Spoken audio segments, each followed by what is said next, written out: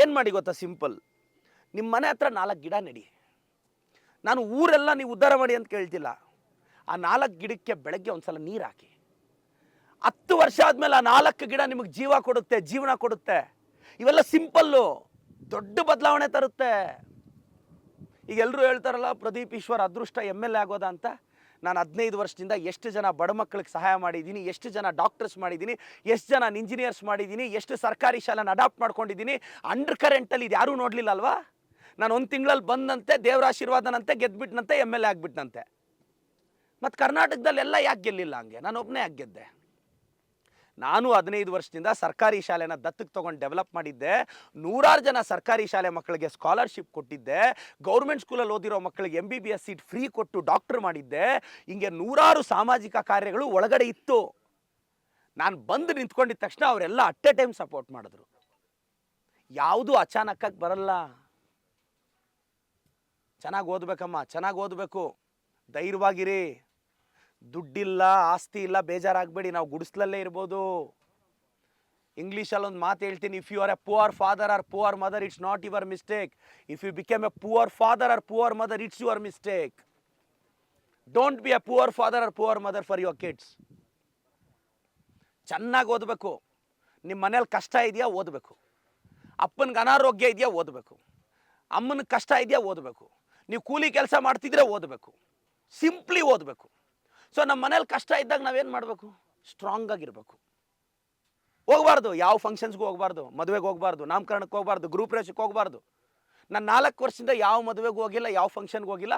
Last year ಒಂದೇ ಒಂದು ಮದುವೆಗೆ ಹೋಗಿದ್ದೆ, ಅದು ನನ್ನ ಮದುವೆಗೆ ಹೋಗಬೇಕಾಗಿತ್ತು. ಇಲ್ಲ, ದಟ್ ಕಂಪಲ್ಸರಿ ನಾನು ಬರಲೇಬೇಕು ಅಂದಿದ್ರು. That's why I went. ಆ ಮದುವೆಗೆ ನಾನು ಇರಲೇಬೇಕು ಅಂತ ಹೇಳಿದ್ರು ನಮ್ಮ ಫ್ಯಾಮಿಲಿಯವರು. ಆ ಕಾರಣಕ್ಕೆ ಒಂದಿನ ಲೀವಾಗಿ ನಾನು ಮದುವೆಗೆ ಹೋದೆ.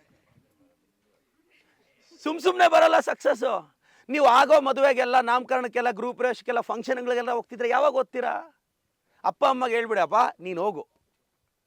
ಮನೇಲಿ ಸಾಯಂಕಾಲ ಹೋಗಿದ ತಕ್ಷಣ 4:15 5 ಗಂಟೆಗೆ ಕಾಫಿ ಟೀ ಕುಡಿದು 5 ಗಂಟೆ ಕೂತ್ಕೊಂಡ್ರೆ 8 ಗಂಟೆವರೆಗೂ ಎದ್ದೇಳಬಾರ್ದು. ಒಂದು ಅರ್ಧ ಗಂಟೆ ಟಿ ವಿ ನೋಡ್ಕೊಂಡು ಊಟ ಮಾಡಿ 8:30 ಕೂತ್ಕೊಂಡ್ರೆ 11 ಗಂಟೆವರೆಗೂ ಎದ್ದೇಳಬಾರ್ದು. ಬೆಳಗ್ಗೆ ಎದ್ದು ನಿಮ್ಮ ಸ್ಕೂಲಿಗೆ ಬರೋ ಪೇಪರ್ ಓದೋ ಅಭ್ಯಾಸ ಬೆಳೆಸ್ಕೋಬೇಕು. ನಾನು ಹೇಳ್ತೀನಿ, ಕೇಳಿಸ್ಕೊಳ್ಳಿ. ಇವಾಗ ನೀವು 14, 15, 13 ವರ್ಷದಲ್ಲಿ ಇದ್ದೀರಾ. ಇನ್ನು 10 ವರ್ಷ ಚೆನ್ನಾಗಿ ಓದಿ ಈ ಪ್ಲೇಸಲ್ಲಿ ನೀವು ಬಂದು ನಿಂತ್ಕೊತೀರ. ನನ್ನ ಕನಸು ಅದೇ. ಪ್ರದೀಪ್ ಈಶ್ವರ್ಗೆ ಲೈಫ್ ಲಾಂಗ್ ಚಿಕ್ಕಬಳ್ಳಾಪುರ MLA ಆಗಬೇಕಾಗಿಲ್ಲ. ಬಟ್ ಇನ್ನೊಂದಷ್ಟು ಜನ ಪ್ರದೀಪ್ ಈಶ್ವರ್ ಅಂತ ಹುಡುಗರು, ಕನ್ನಡ ಮೀಡಿಯಂ ಸ್ಕೂಲ್ ಹುಡುಗರು MLA ಆಗಬೇಕು.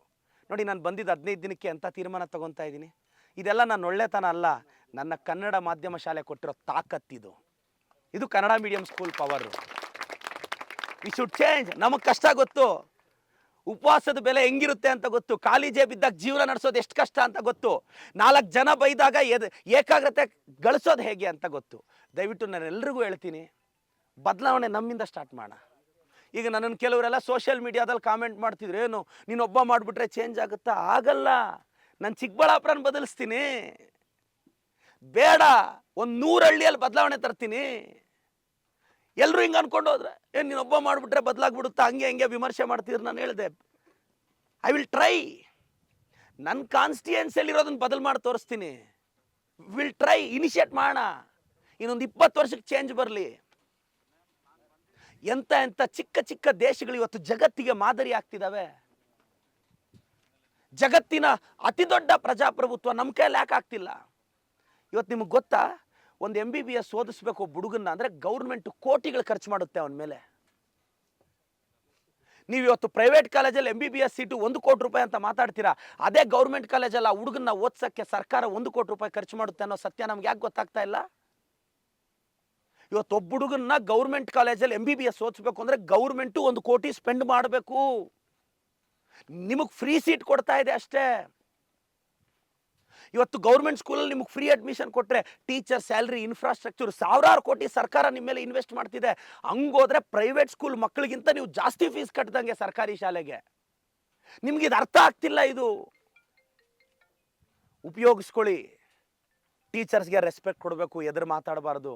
ಸಕ್ಸಸ್ಗೆ ಫಾರ್ಮುಲಾ ಏನು ಗೊತ್ತಮ್ಮ? ಅಪ್ಪ ಅಮ್ಮ ಟೀಚರ್ಸ್ 3 ಜನನೂ ಎದುರು ಮಾತಾಡಬಾರ್ದು.